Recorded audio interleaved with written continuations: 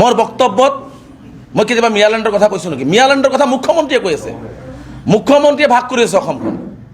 মুখ্যমন্ত্ৰীয়ে উজনি নামনি এটা নিকৃষ্টতম ৰাজনীতি কৰি আমি বিচাৰি আছোঁ শদিয়াৰ পৰা ধুবুৰীলৈকে পাহাৰ ভৈয়াম ব্ৰহ্মপুত্ৰ সকলে একত্ৰিত হৈ থাকক, আৰু মুখ্যমন্ত্ৰীয়ে বিচাৰি আছে নিকৃষ্ট মনৰ মানসিকতা লৈ যে অসমখন ধ্বংস কৰোঁ, অসমখন ভাগ কৰি দিওঁ।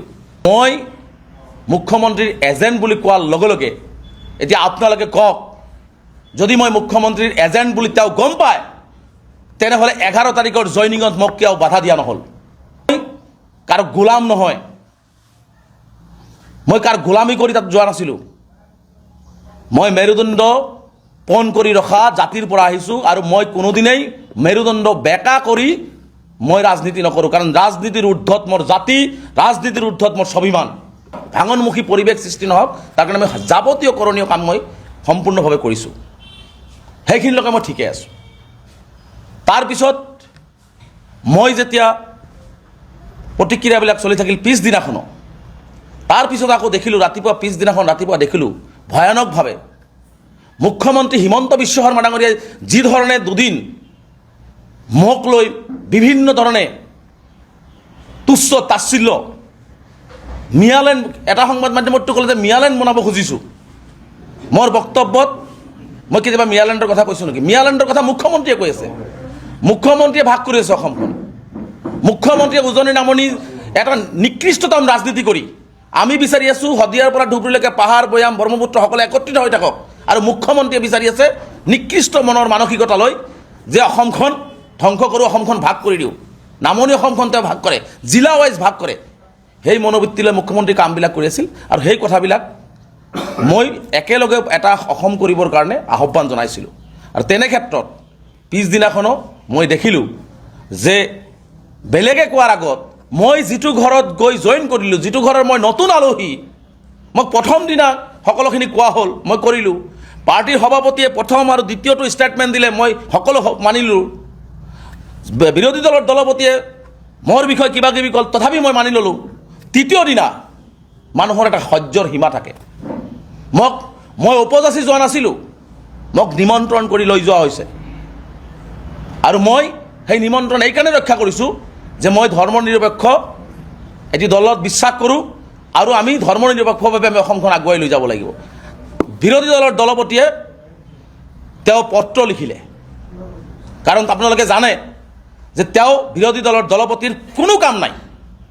তেওঁ এটাই কাম, তেওঁ বিধায়ক হোৱাৰ পিছৰ পৰা আপোনালোকে চাব ইতিমধ্যে বোধহয় কংগ্ৰেছ দলত আৰু হাইকমাণ্ডক 10,000 মান পত্ৰই লিখিছে, তাত বেলেগ কাম নাই। তেওঁ খালি পত্ৰই লিখে, এটা পত্ৰ লিখা বিধায়ক। সেই পত্ৰ লিখি লিখি দলৰ মাজত বিভিন্ন ধৰণৰ বিভাজন সৃষ্টি কৰে।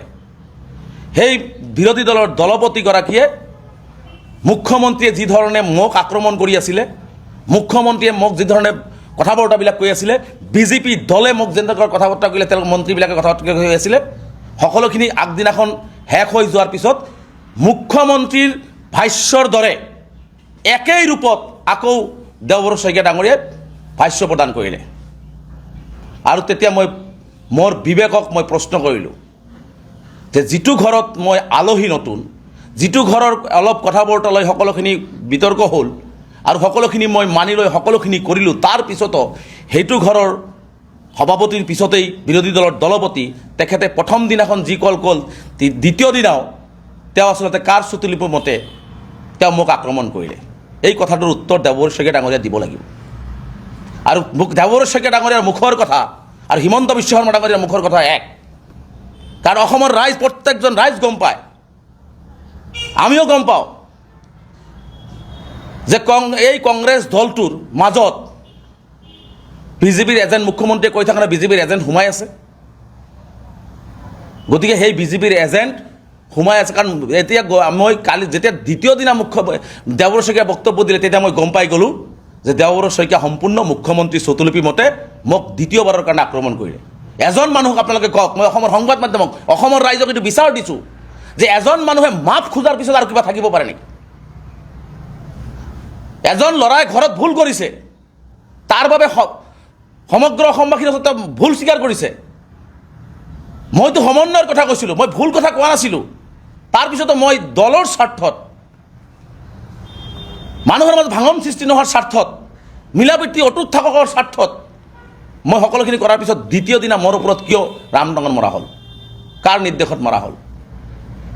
আৰু তেওঁ মোক প্ৰশ্ন কৰিলে যে মই হয়তো বিজেপিৰ এজেণ্ট হৈ নতুনকৈ আহিব বিচাৰিছিলোঁ। মই দেওবৰ শইকীয়া ডাঙৰীয়াক ক'ব বিচাৰিছোঁ, আপোনাক আগৰ পৰাই অসমৰ ৰাইজে সন্দেহৰ দৃষ্টিৰে চায়, নাজিৰাবাসীও চায়। কাৰণ বিধানসভাৰ মজিয়াত আপোনাৰ যি পাৰফৰ্মেঞ্চ, মুখ্যমন্ত্ৰীয়ে যেতিয়া আপোনাৰ দলৰ মানুহক আক্ৰমণ কৰে তেতিয়া আপোনাৰ যি নীৰৱতা, সেইটো কি সূচায় এইটো অসমবাসী ৰাইজে বুজি নাপায়। আৰু সেইজন মানুহে মোক কয়, কাৰণ মই জাতীয় সংগঠন কৰি গৈছোঁ, কাৰো লগত কোনোদিন আপোচ কৰা নাই, কোনোদিনে কাৰো লগত আপোচ কৰা নাই। সঠিক আৰু শুদ্ধ পথত 20 বছৰ সংগ্ৰাম কৰিছোঁ আৰু সংগ্ৰামী জীৱনত কোনোদিনে কাৰো লগত মই আপোচ কৰা নাই। হয়, য়েছ, কেতিয়াবা সংখ্যালঘু ৰাইজৰ সমস্যা লৈ অসমৰ মুখ্যমন্ত্ৰী ৰাজ্যপালক আমি সাক্ষাৎ কৰিব লগা হৈছে, আৰু সেইটো সম্পূৰ্ণ সংবাদ মাধ্যম এপইণ্টমেণ্ট লৈ আমচুৰ এটা টিম ৱাইজ গৈ মুখ্যমন্ত্ৰীক সাক্ষাৎ কৰি সমস্যাবিলাকৰ কথা, ৰাজ্যপালক সাক্ষাৎ কৰি সমস্যাবিলাকৰ কথা কৈছোঁ। এইটো আমাৰ দায়িত্ব, ৰাজ্যখনৰ মুৰব্বী হিচাপে তেওঁৰ পৰা পাব লগা আছে, সেই পাব লগাখিনি আনিবৰ কাৰণে আমি যাব লাগিব, আৰু প্ৰত্যেকটো দল সংগঠন যায়। গতিকে মই মুখ্যমন্ত্ৰীৰ এজেণ্ট বুলি কোৱাৰ লগে লগে এতিয়া আপোনালোকে কওক, যদি মই মুখ্যমন্ত্ৰীৰ এজেণ্ট বুলি তেওঁ গম পায়, তেনেহ'লে 11 তাৰিখৰ জইনিঙত মোক কিয় বাধা দিয়া নহ'ল? দেওবৰ শইকীয়া ডাঙৰীয়া বিৰোধী দলৰ দলপতি, তেওঁ বাধা কিয় প্ৰদান নকৰিলে? দলৰ সভাপতিক পত্ৰ পিছদিনাখন 2 দিন পিছত লিখিব পাৰে, 2 দিন আগত কিয় তেওঁ লিখিব নোৱাৰিলে? কাৰণ দেৱবৰ শইকীয়া এই বিজেপিৰ এজেণ্ট হৈ কংগ্ৰেছ দলটোক আগবাঢ়ি যাব নিদিয়া, কংগ্ৰেছ দলটোক থানবান কৰিবৰ কাৰণে ঠিকা লৈছে। স্পষ্ট কথা, ঠিকা লৈছে তেওঁ। কাৰণ দেৱবৰ শইকীয়া ডাঙৰীয়াই যি ধৰণে বক্তব্যবিলাক দি আছে, পাৰ্টিৰ মাজত কথাবিলাক বেলেগ ফালে যায়, তেওঁৰ কথাবিলাক বেলেগ ফালে যায়। পাৰ্টিয়ে এটা কথা কয়, তেওঁ বেলেগ এটা কথা কয়। আৰু এই দলটোৰ মাজত এইসকল মানুহৰ কাৰণে নতুন যুৱচাম আহিব নোৱাৰে, নতুন যুৱচামে ইয়াত অংশগ্ৰহণ কৰিব নোৱাৰে। আৰু কোনোবাই যদি আহে তাক থাকিবলৈ দিয়াৰ ব্যৱস্থা মানে উলিয়াই দিয়াৰ ব্যৱস্থা গ্ৰহণ কৰে। এতিয়া বহুতে কৈ আছে যে তেওঁ ইমান সোনকালে কিয় গৈছে? আপুনি চাব, ঘৰ এখনত লৈ ভাত খাব দিছে মালিকে, ভাত খোৱাৰ পিছত তেওঁক ৰখা হৈছে, কিবা ভুল ধৰি পেলাই তেওঁক গালি পৰা হৈছে, সকলোখিনি তেওঁ মানি লৈছে, তাৰপিছত আকৌ পিছদিনাখন তেওঁৰ ওপৰত আক্ৰমণ কৰিব, তাৰপিছত আপুনি সেই ঘৰখনত থাকিব পাৰিব নেকি?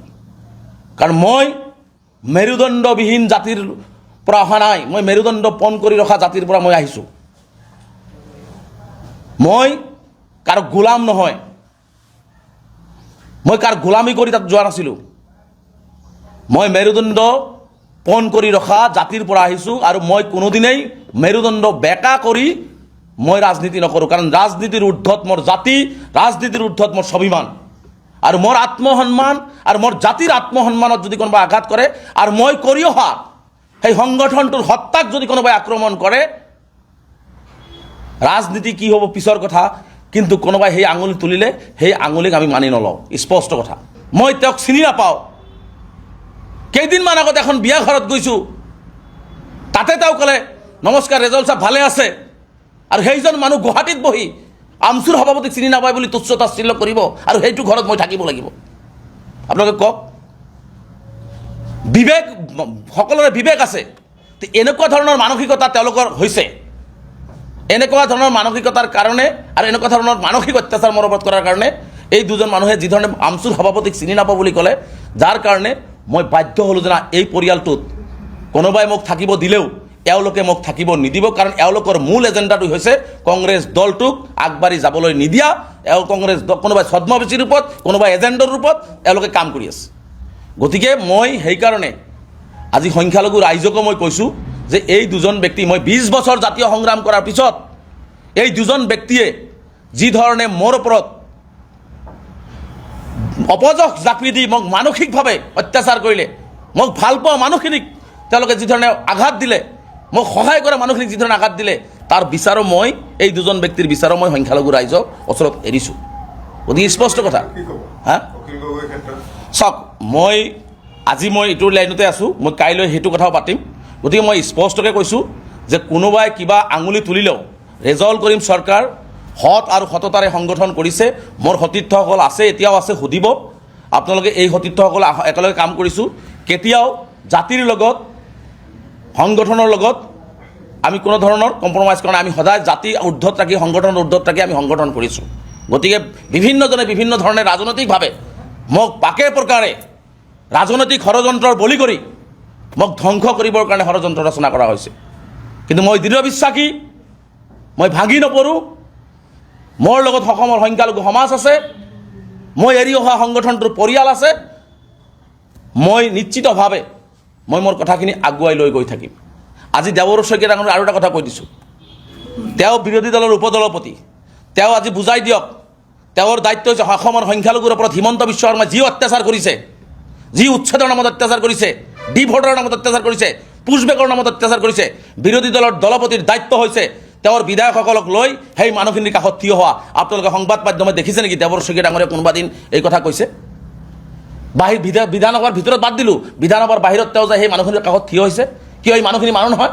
য'তেই মানৱীয় সংকট হ'ব, য'তেই যি জাতি জনগোষ্ঠীৰ চৰকাৰে অন্যায়ৰ অত্যাচাৰ কৰিব, বিৰোধী দলৰ দলপতিৰ দায়িত্ব হৈছে সেই মানুহখিনিৰ কাষত থিয় হৈ সেই মানুহখিনিৰ অধিকাৰ তেওঁলোকক আনি দিয়া, চৰকাৰৰ ওচৰত উত্থাপন কৰা। আজিলৈকে উত্থাপন কৰিছে জানো? বিধানসভাৰ ভিতৰত দেখোন চুপচাপ বহি থাকে। আমিতো ইমান দূৰলৈকে জানো সংখ্যালঘুৰ বহু সমস্যা আছে, বহু বিধায়কে ক'ব নোৱাৰে, তেওঁক লিখিত আকাৰে দিয়া হয়। কিন্তু মাননীয় মুখ্যমন্ত্ৰী হিমন্ত বিশ্ব শৰ্মা থকাৰ কাৰণে তেওঁ কাগজটো লৈ পকেটত থৈ দিয়ে, সেই কথা উত্থাপন নকৰে। এই কথাও আমি শুনিছোঁ। আমি নকওঁ কাৰণেহে। সংখ্যালঘুৰ কথা তেওঁৰ মুখেদি আজিলৈকে শুনিছে নেকি? তেওঁ বিৰোধী দলৰ দলপতি হৈ সংখ্যালঘুৰ কথা যদি উত্থাপন কৰিব নোৱাৰে, তেনেহ'লে তেওঁ সংখ্যালঘুৰ প্ৰতি তেওঁৰ কিমান ঘৃণা বিদ্বেষ, তেনেহ'লে আপোনালোকে চাওক। গতিকে মই স্পষ্টকৈ আজি কৈছোঁ যে মই দল এৰাৰ কাৰণ হৈছে মোৰ আত্মসন্মানত আঘাত কৰিছে। মই কৰি অহা হত্যাটোক তেওঁলোকে আক্ৰমণ কৰিছে। মই জাতীয় সংগঠন কৰি অহাৰ পিছত সংখ্যালঘু অধ্যুষিত অঞ্চলৰ এজন সাংসদে আমচুৰ সভাপতিক চিনি নাপোৱা বুলি কৈ যি তুচ্ছ তাচ্ছিল্য কৰিছে, এয়া এজন সুস্থ বিবেকবান মানুহে সেই পৰিয়ালত কেতিয়াও থাকিব নোৱাৰে।